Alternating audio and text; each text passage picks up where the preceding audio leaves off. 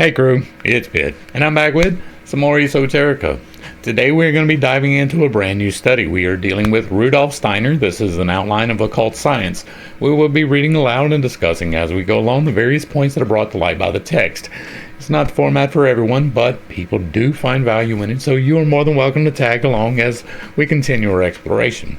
Before we begin, however, if you are unfamiliar with me, any of my unconventional beliefs, or if at any point in time I lose you in the terminology, there will be several playlists linked in the corner above, in the box down below, along with the original source material and the link from my book where I teach you to do magic responsibly, so that you can get a better understanding of who I am and why I say the things that I do.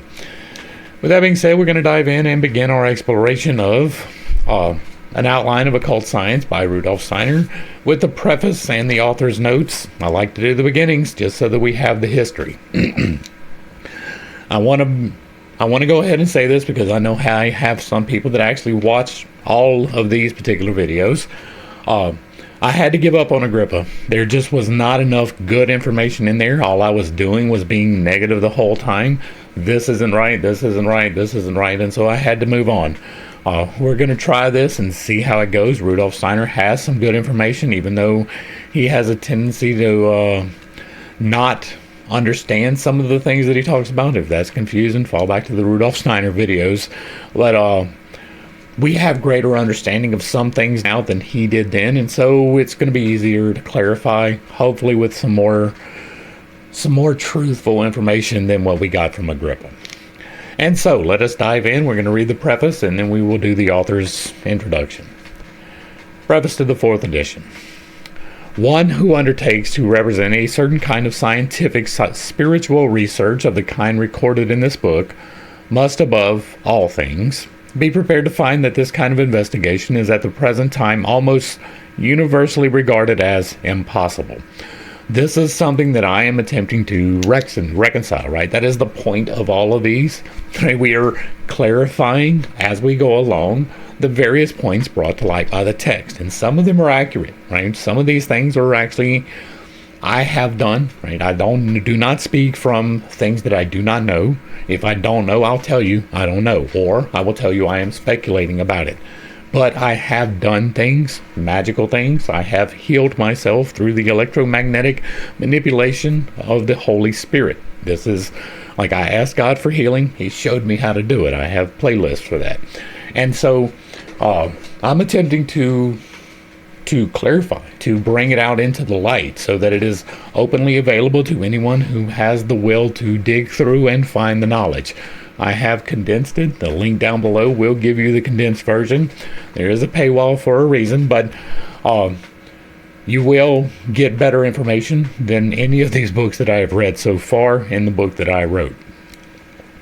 But I am trying to do this investigation, right? We are trying to go through piece by piece and say, yes, this is absolutely right, and this is probably not, or this is absolutely wrong. That was the problem with Agrippa, right? I had to stop that study, and it's not often that I stop a study. Even if I'm done with it, I'll try to grind on through, but we had a long way to go, and it was all bad information. Like, everything was terrible. Like, how do you know that a lizard has cold sweats? Like, save me. And so we're going to try something different. But I wanted to make it clear once again, right? This is the beginning of the playlist for a brand new study, a brand new book, and it is important to put in there. I'm not talking out of my ass. I have healed myself in at least 3 ways, working on the 4th. I healed my throat. I was not able to talk just over a year ago. I had a cyst in my throat. When I took this path is whenever everything started healing. I healed my throat. I healed my shoulder. I'm healing my back. My leg, which was just broken not even 2 months ago, or 3 months. Tomorrow makes 3 months, and it's almost right. Like, I still have a little bit of residual soreness, no real pain. That is amazing, and it is because of the electromagnetic manipulation of the Holy Spirit. So when I am talking about these things, I am talking from a position of authority. I am talking as someone who does know what they're talking about. I am not just repeating things that I read in another book. Prayer, fasting, and meditation has led me to be able to do things, and I am relaying that information. And the clarification that is coming along these studies is based upon that. So, back to the text. For things are related in the following pages about which those who are today esteemed exact thinkers assert that they will probably remain altogether indeterminable by human intelligence. One who knows and can respect the reasons which prompt many a serious person to assert this impossibility would fain make the attempt again and again to show what misunderstandings are really at the bottom of the belief that it is not given to human knowledge to penetrate into these superphysical worlds. It's important to make sure we understand the timeline. This was the end of the 1800s, going into the 1900s, and so science was not where it is today. There was a lot of things that we now know that they didn't, right? They did not have the electron microscope. Electricity was brand new. Cars were brand new. Transatlantic travel with any convenience, brand new things. Before the World War I, just after the American Civil War. Right, that is the context of when we are working. And so when he says that there are people who are standing in opposition, that is real, right? The superstitions of the various control systems were still very much in control in the late 1800s. And so there are absolutely people who would say that you're not supposed to be playing with the forces of the dark that are for better understanding, right? Don't worry about them people. They don't know what they're talking about. They are quite literally worshiping a blood drinker. So, yeah, piss off. Oh, wait, did I step on a toe? I'm sorry. Check out the Bible study. Maybe you'll get some steel toes. Back to the text. For two things present themselves for consideration. First, no human being will, on deeper reflection, be able in the long run to shut his eyes to the fact that his most important questions as to the meaning and significance of life must remain unanswered if there be no access to higher worlds.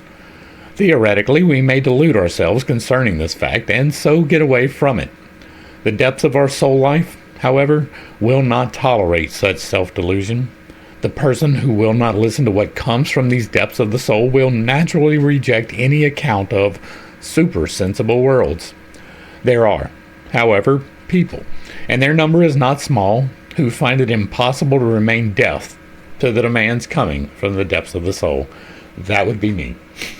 It is absolutely impossible for me to take any other path than the one that I am on. Now, that path may evolve, right? If we don't start getting some meat from these books, we will probably move on from the books. I'm here to deliver meat to the masses. I'm not here to give milk to the children. And so, sorting through, if we're getting nothing but milk and there is no meat, I'm going to have to find a different way to distribute the meat. They must all, I am seriously considering a podcast just discussing esoterica.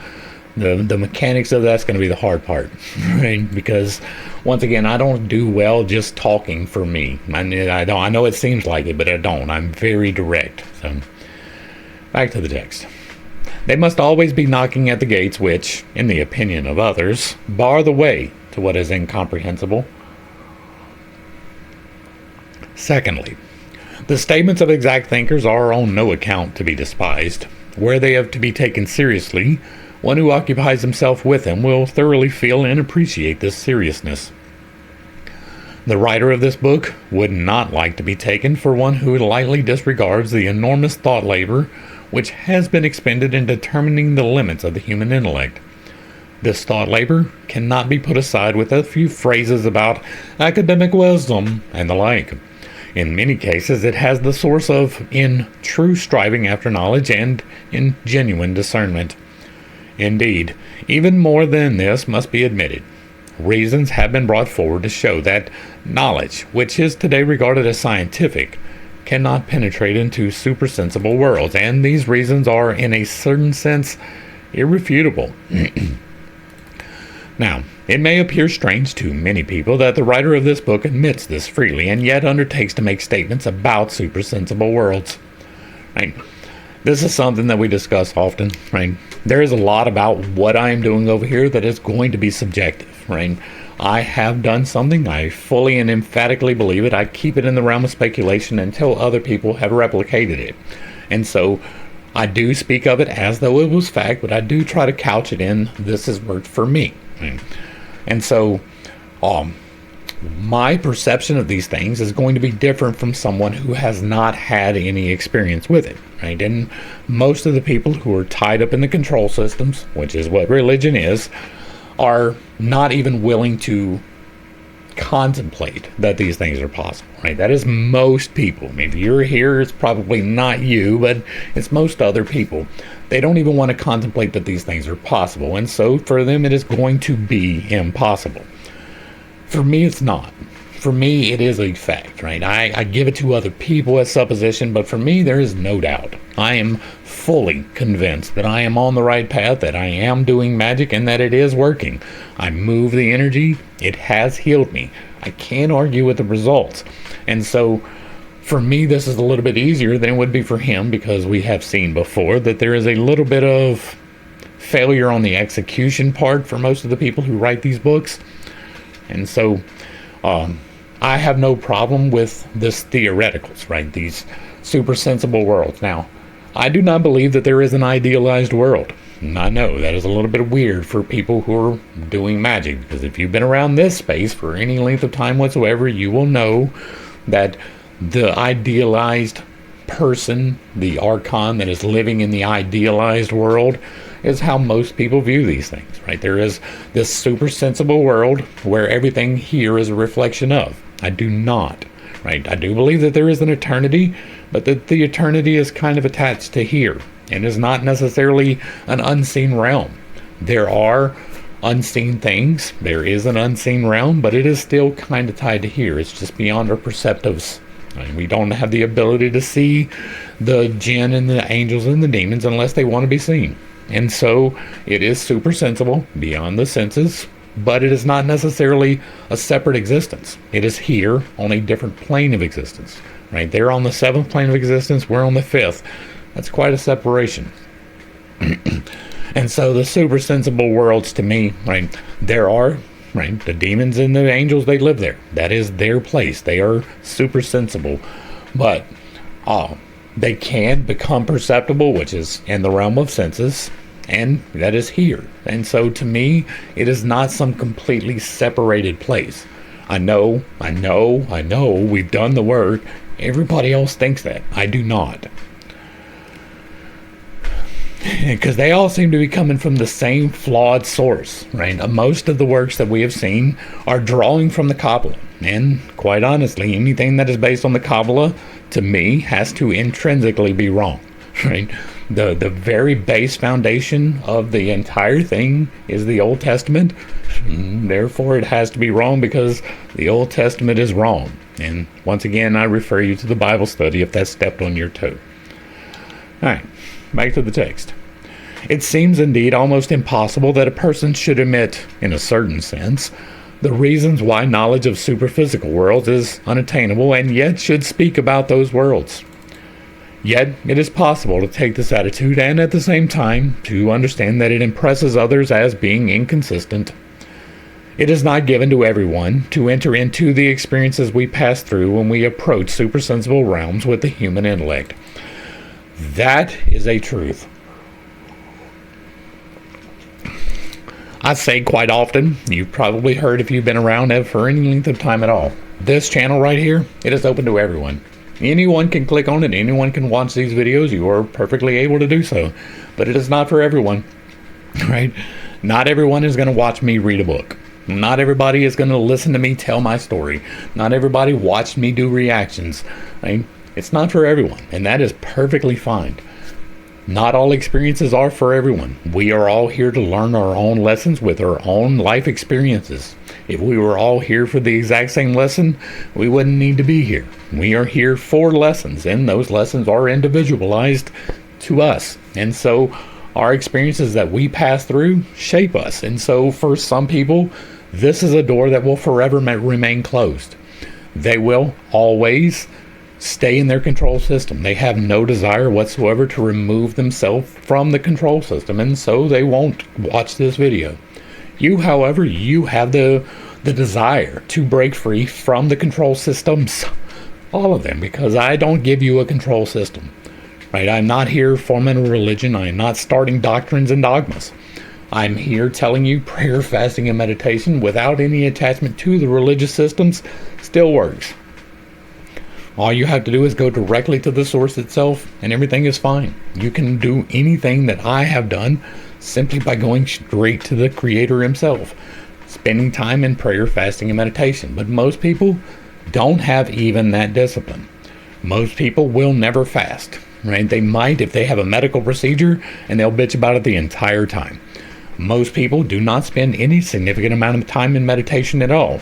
Most people don't even pray on a daily basis. Now, that is not saying that you need to repeat a rote prayer that has been given to you by a control system. It is a direct communication with the Creator for yourself in order to enable you to be empowered to do the things that creation has allowed you to do. And yes, there are things that you have been given leave to do here. I have several playlists that are linked in the corner above, which will outline several of the steps that you can take in order to unlock those potentials.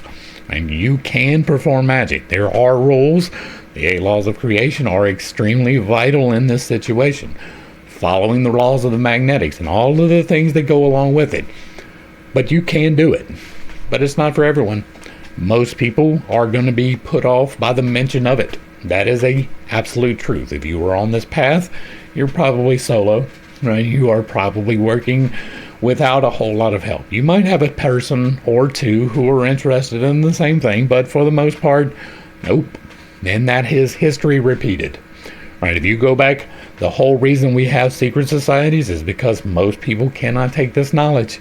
Now, we live in an area and in a time when this knowledge is going to be freely available, and therefore, I am doing what I am doing. It is wide open. You can get this, but again, not everybody will. You have to have a certain amount of dedication to walk through my videos, right? I am reading and talking and discussing. It's not flashy. I don't do all of the get your attention edits that most people do. I'm not here for that. I'm here for the ones who are truly seeking. If you're not truly seeking, that's fine. You're not, like, you don't have to be here. You are more than welcome to carry on. All right, back to the text. Then it turns out that intellectual proofs may certainly be irrefutable, and that notwithstanding this, they need not be decisive with regard to reality. Instead of all sorts of theoretical explanations, let us now try to make this comprehensible by a comparison. That comparisons are not in themselves proofs is readily admitted. That is the first, this is one of the problems that we have seen repeated, right? And he has expressed in the opposite, right? They take the analogy way too far, right? The as above, so below, way too far. That is the whole supersensible realms thing, right? It is because the comparisons are not proofs, even though for the entirety of antiquity, all of the books that we have read so far, that is the argument that they are making. That comparisons themselves are the proofs. And that is one of the things that really upset me about Agrippa, right? Why I had to stop. Because he was making comparisons that were absolutely ridiculous. Right? Like, even the slightest bit of intellectual curiosity will let you know that these things are not right. And that is a fundamental flaw. And so that came because the comparisons to him were the proof. Right? If this thing acts like this, then obviously it is related to the sun. It doesn't matter that it's a nocturnal animal. Right? Like, all kinds of things like that are just wild. Like, wow. And not to mention just the animal torture, right? That whole blood animal torture thing that was going on in the Middle Ages, I ain't got no time for that. That comparisons are not in themselves proofs is readily admitted, but this does not prevent their often making intelligible what has to be expressed. And see, that is the key, right? There are analogies. You can make analogies, but you have to maintain that that's what they are, right? It's not the literal transliteration. It is, this thing is kind of like this, and so you can understand it. All right. Human understanding, as it works in everyday life and in ordinary science, is actually so constituted that it cannot penetrate into superphysical worlds. This may be proven beyond the possibility of denial. Now, that is true, right? But it is true with the caveat that We are here for experience, and part of that experience is the fact that we have spiritual amnesia, right? We came from somewhere, we made agreements to be here, we're here cooperatively. This is not a prison planet. That is something, like, if you think this is a prison planet, this channel is going to piss you off. Just point blank, straight off the top. If you think that we are here for a punishment, I'm going to make you mad, right? And so, part of the experience of being here is that we have a spiritual amnesia. And part of that spiritual amnesia is that we are in active denial of these things. And so that is a restriction that has to be overcome for you to be able to do the things. And most people won't do it. So ordinary human understanding in everyday life, yes, that is true. It is so constituted that it does not penetrate unless you specifically align yourself in that direction. And that doesn't have to be along the same path that I have. There are other paths that will bring you to at least some enlightenment. But every single one of those is a willing choice that you have to make. Every single one of them. So, back to the text. But this proof can have no more value for a certain kind of soul life than the proof one would use in showing that man's natural eye, with its visual faculty, penetrate to the smallest cells of a living being, or to the constitution of far-off celestial bodies. Just as assertion is true and demonstrable that the ordinary power of seeing does not penetrate as far as the cells, so also is the other assertion which maintains that ordinary knowledge cannot penetrate into supersensible worlds. See, that once you have the knowledge, it becomes ordinary knowledge. Right? Now, that is not that everybody has it, right? What I am here giving away freely, not everybody has, but once you've been exposed to it, then it becomes an ordinary knowledge. Right? Once you have the knowledge of how it works and things like that. And so it really does bother me, right? Not to the point where I'm going to stop, but the assertion which maintains that ordinary knowledge cannot penetrate. And again, that is, the spiritual amnesia is a thing, but the knowledge on the earthly plane can penetrate into the supersensible. You just have to be open to that. And yet the proof that the ordinary power of vision has to stop short of the cells in no way excludes the investigation of cells. Why should the proof that the ordinary power of cognition has to stop short of supersensible worlds decide anything against the possibility of investigating those worlds? One can well sense the feeling which this comparison may evoke in many people. One can even understand that he who doubts and holds above comparison against this labor of thought does not even faintly sense the whole seriousness of that mental effort. And yet, the present writer is not only fully convinced of that seriousness, but is of opinion that work of thought may be numbered among the noblest achievements of humanity. To show that the human power of vision cannot perceive the cellular structure without the help of instruments would surely be a useless undertaking, but in exact thinking, to become conscious of the nature of that thought is a necessary work of mind. It is only natural that one who devotes himself to such work should not notice that reality may refute him. The preface to this book can be no place for entering into many refutations of former editions, put forth by those who are entirely devoid of appreciation of that for which it strives, or who would direct their unfounded attacks against the personality of the author. But it must, nonetheless, be emphasized that belittling of serious scientific thought in this book can only be imputed to the author by one who wishes to shut himself off from the spirit of what is expressed in it. Man's power of cognition may be augmented and made more powerful, just as the eye's power of vision may be augmented. Only the means for strengthening the capacity of cognition are entirely of a spiritual nature. They are inner processes belonging purely to the soul. They consist of what is described in this book as meditation and contemplation. Ordinary soul life is bound up with the bodily instrument. The strengthened soul life liberates itself from it. There are schools of thought at the present time to which this assertion must appear quite senseless, to which it must seem based only upon self-delusion.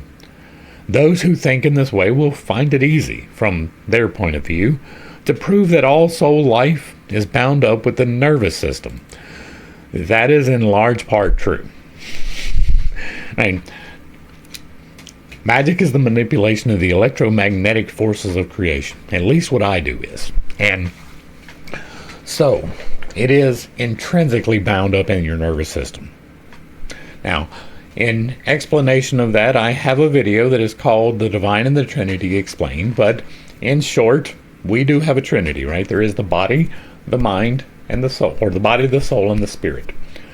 The body is the temple. It is the 5D navigation device given to you to navigate through this 5D space.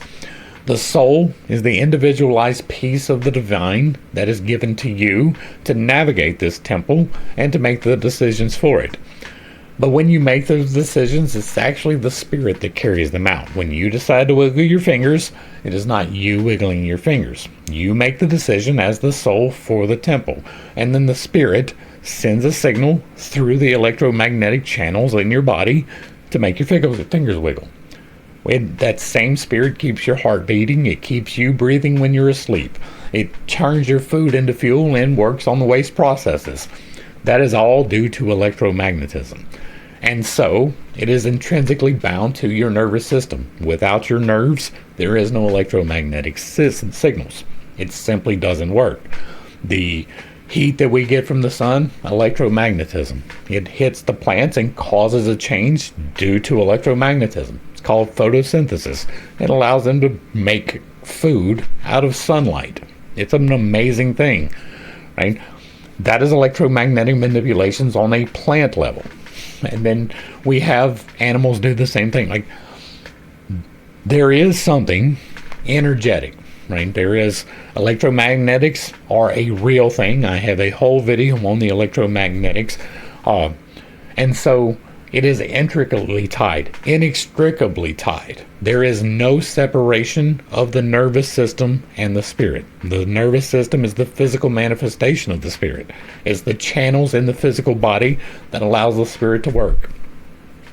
And so all soul life is bound up with nervous system. Now, the soul and the spirit are separate. The soul makes the decisions. That is the part of you that is the individualized piece of divinity. You are not a god. You are not even close to it, right? You are a tiny little sliver. You are a cell inside of the fingernail of God. And so, while you are completely composed of the spirit, you are the spirit in physical form, right? You are surrounded by the spirit. The air around you is the spirit as well. The Divine and the Trinity Explained goes into much more extensive detail with more clarifying items attached. So, if you are interested, I will try to remember to link that up above, but it is the Divine and the Trinity Explained. One who holds the standpoint from which this book has been written can thoroughly understand such proofs. He understands people who say that only superficiality can assert that there may be some kind of soul life independent of the body, and who are quite convinced that in such experiences of the soul, there exists a connection with the life of the nervous system, which the dilettantism of occult science merely fails to detect. Here, certain quite comprehensible habits of thought are in such sharp contradiction to what has been described in this book that there is as yet no prospect of coming to an understanding with many people.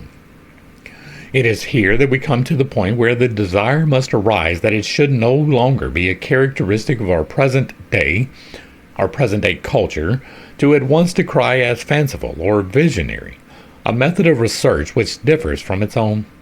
But on the other hand, it is also a fact at the present time that a number of people can appreciate the supersensible method of research, as it is presented in this book. People who understand that the meaning of life is not revealed in general phrases about the soul, self, and so on, but can only result from really entering into the facts of superphysical research. that is one of the things that I help to enable with the book. I teach you the process by which I did this. Not from any lack of modesty, but with a sense of joyful satisfaction, does the author of this book feel profoundly the necessity for this 4th edition after a comparatively short time. The author is not prompted to this statement by a lack of modesty, for he is entirely too conscious of how little even this new edition approaches that outline of a supersensuous world concept, which it is meant to be.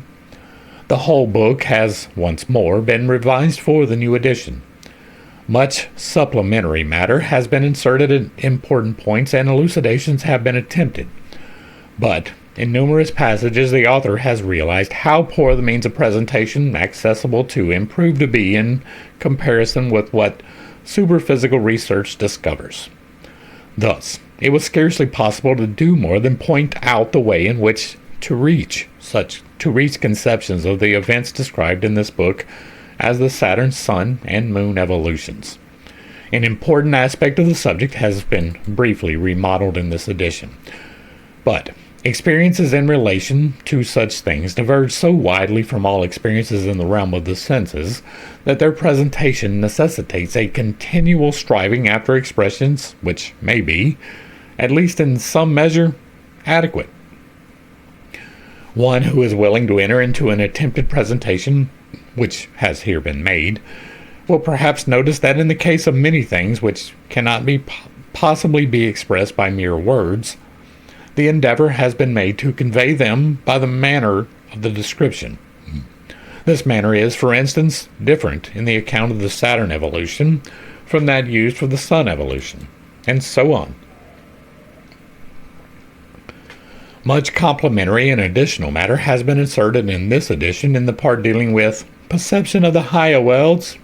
The endeavor has been made to represent in a graphic way the kind of inner soul processes by which the power of cognition liberates itself from the limits which confine it in the world of sense, and thereby becomes qualified for experiencing the supersensible world.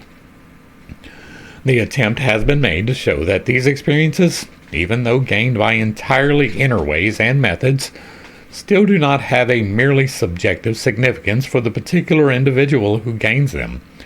The description attempts to show that within the soul, stripped of its individuality and personal peculiarities, an experience takes place which every human being may have in the same way if he will only work at his development from out his subjective experiences. It is only when knowledge of supersensible worlds is thought of as bearing this character that it may be differentiated from old experiences of merely subjective mysticism. Of this mysticism, it may be said that it is, after all, more or less a subjective concern of the mystic. The scientific spiritual training of the soul, however, as it is described here, strives for objective experiences, the truth of which, although recognized in an entirely inner way, may yet, for that very reason, be found to be universally valid. This, again, is a point on which it is very difficult to come to an understanding concerning many of the habits of thought of our time. In conclusion, the author would like to observe that it would be well if even the sympathetic reader of the book would take its statements exactly as they stand. Yeah, see, that part's not going to happen. Mr. Steiner is better at relaying more accurate information, and we have discovered that, but there are still some things that need to be clarified, and therefore I will not be taking them exactly as they stand. Now, if I don't know, we will talk about that, but if I do know the opposite, I will definitely tell you the opposite. At the present time, there is a very prevalent tendency to give this or that spiritual movement a historical name, and to many it is only such a name that seems to make it valuable. But it may be asked, what would the statement in this book gain by being designated Rosicrucian, or anything else of the kind? What is of importance is that in this book a glimpse into supersensible worlds is attempted with the means with which in our present period of evolution are possible and suitable for the human soul, and that from this point of view the problem of human destiny and human existence are considered beyond the limits of death, birth and death. It is not a question of an endeavor which shall bear this or that old name, but of a striving after truth. On the other hand, expressions have also been used with hostile intention for the conception of the universe presented in this book, leaving out of account that those which were intended to strike and discredit the author most heavily are absurd and objectively untrue. These expressions are stamped as unworthy by the fact that they disparage a fully independent search for truth, because the aggressors do not judge it on its own merits, but try to impose on others, as a judgment of these investigations, erroneous ideas about their dependence upon this or that tradition, ideas which they have invented or adopted from others without reason. However necessary these words are in face of the many attacks on the author, it is yet repugnant to him that this place to enter further into It is yet repugnant to him in this place to enter further into the matter. So he has been attacked personally, right, by saying that he was a Rosicrucian or a Mason. Now, I have a whole section dedicated to the groups in my book, and it is condensed into this. There are groups. Most of them are operating in ignorance. They are simply social clubs. Some of them do actually have knowledge, or did have knowledge, and they lost it because they were just a social club. It is perfectly fine to be attached to the groups. I do not give any of the groups evil powers, right? There are some, like Skull and Bones probably is aligned with the evil, right? But the Rosicrucians and the Masons, when we talked before about those control systems being in place and wanting to control the situation, that was the whole reason for Masonry. That was the whole reason for the Rosicrucians, so that they could talk about these things outside of those control systems. And so they formed their own clubs. They had their own initiations. They had conditions that had to be met with extreme violence if they were broken, because it was about the safety of the people involved. And so they formed clubs. We're at the point where we really don't need the clubs now.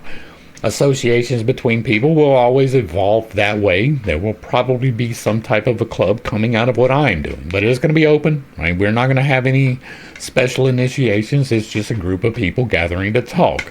I know that we have a couple of people interested in that. I am working out how to best get past my natural defenses on that, right? I have a hard time dealing with people, right? This is easier for me, and this is still difficult, so... All right, now we're going to be doing the author's remarks to the first edition. Now, this is the fourth edition. This is the original author's notes. In placing a book such as this in the hands of the public, the writer must calmly anticipate every kind of criticism regarding his work, which is likely to arise in the present day. Yeah, absolutely. No equivocation. Absolutely. Expect that this was... Like the fourth edition was in 1913. We just saw that in the bottom, right? And so this was in the 1800s. Again, control systems.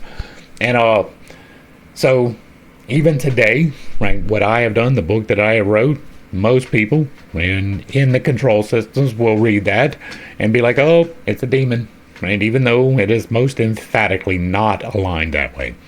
Somebody else will see it that way, right? There are people, like if you go into certain churches today and you talk about meditation, they will assume that you are a demon worshiper. That is a truth. I have had the experience. I know what I'm talking about. And so, that is from something that you were told to do in the Bible. And Jesus meditated. Moses meditated. And you're told repeatedly to spend time in meditation. And yet, there are people who will be convinced that if you meditate, you are talking to demons, even though if you're meditating correctly, you're not talking to anyone. A reader, for instance, whose opinions are based upon the results of scientific research, after noting certain statements made here touching these things, may pronounce the following judgment. It is astounding that such statements should be possible in our time. The most elementary conceptions of natural science are distorted in such a manner as to denote positively inconceivable ignorance of even the rudiments of science. The author uses such terms, for instance, as heat, in a way that would lead one to infer that he had let the entire wave of modern thought on the subject of physics sweep past him unperceived. Anyone familiar with the mere elements of this science would show him that not even the most dilettante could have made these statements, and they can only be dismissed as the outcome of rank ignorance. Alright, so this is the lens of history. And this is one of those things, and we do talk about that because there are several things that have advanced since then, right? We talked about it. Cars were brand new. This was like the 4th edition of this was the beginning of World War II. That was in 1912. This was 1913, right? There were airplanes. They were brand new. It was biplanes. They were in single props, right? No jet engines. There was no electron microscope. There were cars. They were brand new. Model T running hot off the presses, right? And so all of this is brand new information, brand new ways of thought. Through that lens, with the advancements made through history, there are several things, points of contention, right? We've dealt with several of them going forward. Like, there was no electron microscope. Helium was not isolated. Hydrogen was, but helium was not. Most of the periodic table was still undiscovered. There was a lot of things that we have better knowledge of now than they did then.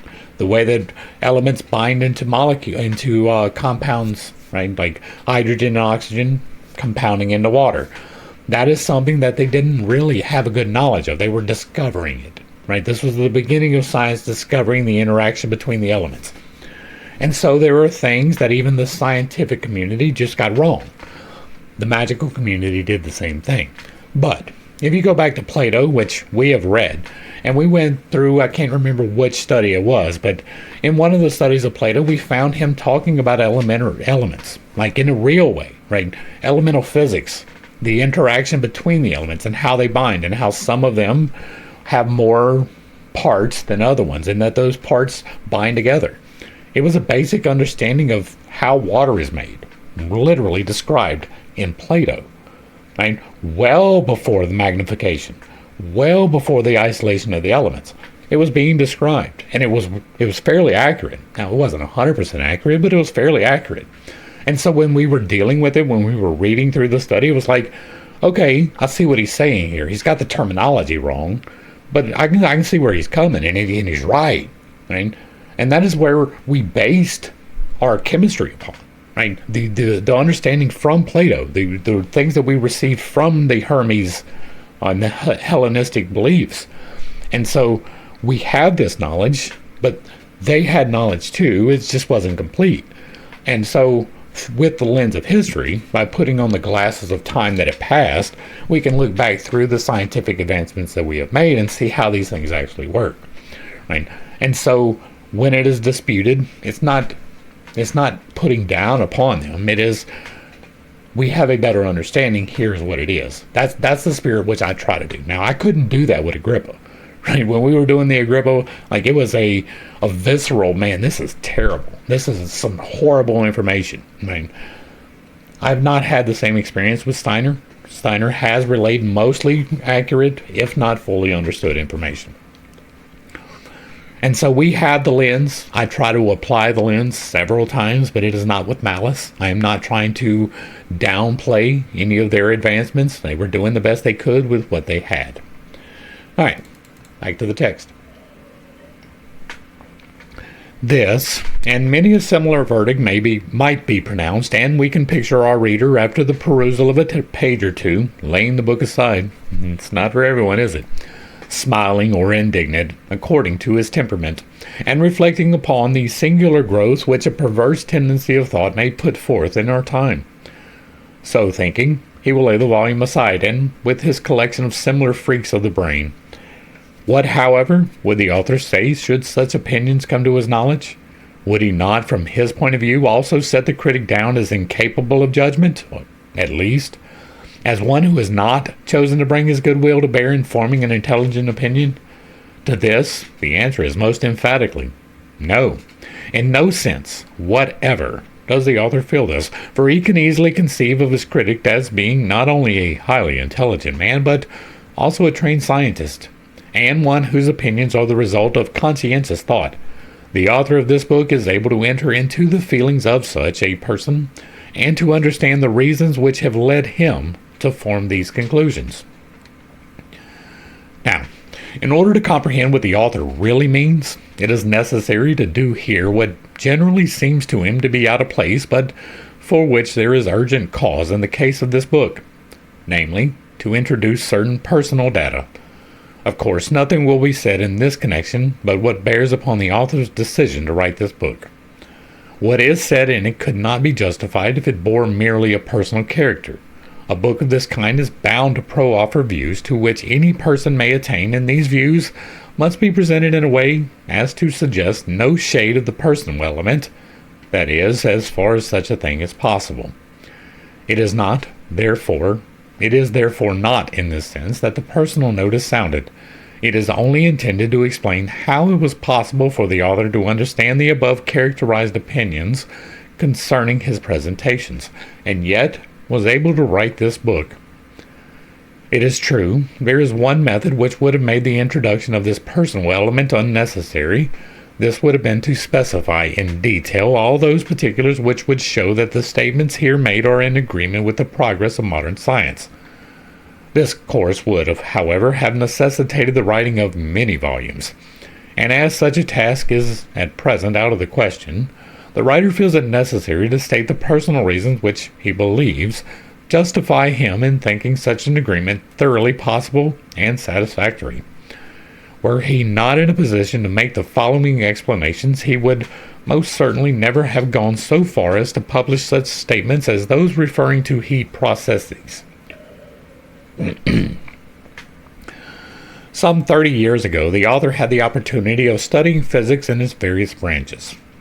At that time, the central point of interest in the sphere of heat phenomena was the promulgation of the so-called mechanical theory of heat, and it happened that this theory so particularly engrossed his attentions that the historical development of the various interpretations associated with the names of Julius Robert Mayer, Helmholtz, Joule, Clausius, and others formed the subject of his continuous study. During that period of concentrated work, he laid those foundations which have enabled him to follow all the actual advances since made with regard to the theory of physical heat, without experiencing any difficulty in penetrating into what science is achieving in this department. Had he been obliged to confess himself unable to do this, the writer would have had good reason for leaving unsaid and unwritten much that has been brought forward in this book. He has made it a matter of conscience, when writing or speaking on occult science, to deal only with matters on which he could also report, in what seemed an adequate manner, the views held by modern science. That is something that I also endeavor to do. Right? That is part of what we do here. I try to bring in the most current science that I can. I have a rather extensive knowledge of things, even though I don't have an extensive knowledge of any one particular thing. Right? I am quite literally a jack of all trades. I call myself a fountain of useless knowledge because a lot of the things that I know are completely useless, but I do have some things that are useful. I have a good working knowledge of most of the branches of science. That is not to say that I am a chemist, but I do know how chemistry works. I am not a physicist, but I do understand physics on a very not base level. Right? I do understand these things. I don't do the complicated mathematics because, quite honestly, it's not that fun. Right? But I do understand the interactions between cosmic bodies. I do understand electromagnetics. I understand quite a bit about modern science. And that's not a brag. That is a clarification. Because when I bring it forward, and I will, right, when we talk about transmutation, that is probably going to come up, I will point out that we have indeed transmuted bismuth into gold. But we haven't done it with lead yet. Right? That is the current understanding on the science. It is something that we have actually done. And if you didn't know that, we have. Right? It is a literal thing. They have literally created gold from a different element. It was electromagnetic bombardment that got it done. And so I do this as well. Right? I do try to bring the modern science into it to the best of my ability. That does not mean that I will be correct every time, but I do attempt. With this, however, he does not wish, in the least, to give the impression that this is always a necessary prerequisite. Anyone may feel a call to communicate or to publish whatever his judgment, his sense of truth, and his feelings may prompt him to, even if he is ignorant of the attitude taken by contemporary science in the matter. The writer wishes to indicate merely that he holds to the pronouncements he has made. For instance, he would never have written those few sentences on the human glandular system, nor those regarding man's nervous system contained in this volume, were he not in a position to discuss both subjects in the terms used by modern scientists when speaking of the glandular and nervous systems from the standpoint of science. And that is a solid way to operate. I'm sorry. Cayenne on the uvula gets me every time. In spite of the fact that it may be said that he who speaks concerning heat, as is done here, knows nothing of the elements of modern physics, yet the author feels himself quite justified because he believes that he knows present-day research along those lines, and because, if it were unknown to him, he would have left the subject alone.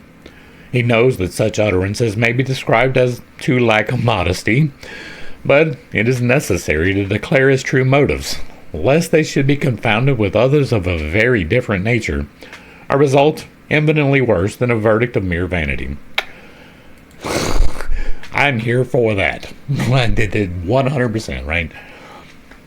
I don't want to give bad information. I might. If I do, you are more than welcome to correct me. I will correct myself publicly. And I will verify that you are correct, because many times the comments that I get are not correct. But it is, if you are correct, I will correct myself every single time. It's not about a lack of modesty, right? It is about being open and honest. I am communicating to you my intentions. It is open and honest. He who reads this book as a philosopher may well ask himself, has the author been asleep to present-day research in the field of the theory of cognition? Had he never heard of the existence of a man called Kant? This philosopher might ask. And did he not know that according to this man, it was simply inadmissible, from a philosophic point of view, to put forward such statements? Now, we did not do the works of Kant. I believe that I have them on my list right here. I'm not even sure which ones they are. He was a philosopher. He influenced quite a bit of our currents. I believe that he was an influencer of Hegel, whose works we have done at least in part. And there wasn't a big audience for the science of logic, so I had to fall off of that one too. But Kant influenced that, but there were several things that Kant was not correct in. So take it with a grain of salt. To put forward such statements, and so on, while in conclusion he might remark that stuff of so uncritical, childish, and unprofessional a nature should not be tolerated among philosophers, and that any further investigation would be a waste of time. However, here again, for reasons already advanced, and at the risk of being again misinterpreted, the writer would fain introduce certain personal experiences. His studies of Kant date from his 16th year, and he really believes he is now capable of criticizing quite objectively, from the Kantian point of view, everything that has been put forward in this book. On this account, too, he might have left this book unwritten were he not fully aware of what moves a philosopher to pass the verdict of childishness whenever the critical stand of the day is applied. Yet one may actually know that in the Kantian sense, the limits of possible knowledge are here exceeded. One may know in what way Harbert, who never arrived at an arrangement of ideas, would discover his naive realism. One may even know the degree to which the modern pragmatism of James and Schiller and others would find the bounds of true presentments transgressed, those presentments which we are able to make on our own, to vindicate, enforce, and to verify. We may know all of these things, and yet, for this very reason, feel justified in holding the views here presented. The writer has dealt with the tendencies of philosophical thoughts in his works. The theory of cognition of Goethe's world concept, truth and science, philosophy of freedom, Goethe's world concept, and views of the world and life of the 19th century. Many other criticisms might be suggested. Anyone who had read some of the writer's earlier works, Views of the World and Life in the 19th Century, for instance, or a smaller work on Hegel and his opponents, might think it incredible that one and the same man could have written those books as well as the present work, and also his already published Theosophy. I'm not sure if we did the actual book Theosophy. I think we did. I think that was the beginning of the Steiner. How, he might ask, can a man throw himself into the breach for Haeckel and then turn around and discredit every sound theory concerning monism that is the outcome of Haeckel's researches? He might understand the author of this book attacking Haeckel with fire and sword, but it passes the limits of comprehension that, besides defending him, he should have actually have dedicated views in the world and life in the 19th century to him. Haeckel, it might be thought, would have emphatically declined the dedication had he known that the author was shortly to produce such stuff as an outline of occult science with all of its unwieldy dualism. The writer of this book is of the opinion that one may very well understand Haeckel without being bound to consider everything else as nonsense, which does not flow directly from Haeckel's own presentiments and premises. The author is further of the opinion that Haeckel cannot be understood by attacking him with fire and sword, but by trying to grasp what he has done for science. Least of all does he hold these opponents of Haeckel to be in the right, against whom he has, in his book, Haeckel and His Opponents, sought to defend the great naturalist. For, surely, the fact of his having gone beyond Haeckel's premises by placing the spiritual conception of the world side by side with the merely natural one conceived by Haeckel, need be no reason for assuming that he was of one mind with the latter's opponents. Anyone taking the trouble to look at the matter in the right light must see that the writer's recent books are in perfect accord with those of an earlier date. But the author can also conceive of a critic who, in general and offhand, looks upon the presentations in this book as the outpourings of a fantasy run wild, or as dreamy thought pictures. Yet, all that can be said in this respect is contained in the book itself, and is explicitly shown that sane and earnest thought not only can, but must, be the touchstone of all the facts presented. Only one who submits what is here advanced to logical and adequate examination, such as is applied to the facts of natural science, will be in a position to decide for himself how much reason has to say in the matter.